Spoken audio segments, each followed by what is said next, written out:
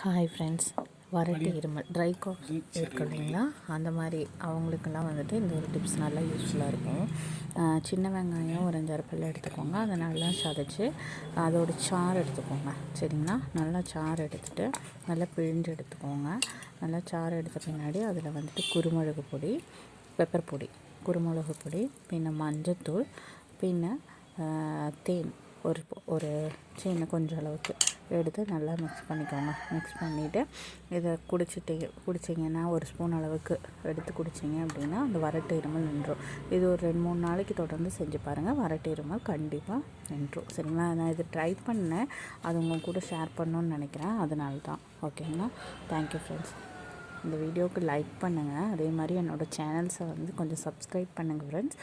நான் நிறைய வீடியோஸ் எல்லாம் நான் அப்லோட் பண்ணியிருக்கேன், கிராஃப்ட்ஸு இந்த மாதிரியெல்லாம் நான் நிறைய அப்லோட் பண்ணியிருக்கேன். தயவுசெய்து கொஞ்சம் சப்ஸ்கிரைப் பண்ணி சப்போர்ட் பண்ணுங்கள் ஃப்ரெண்ட்ஸ். தேங்க்யூ.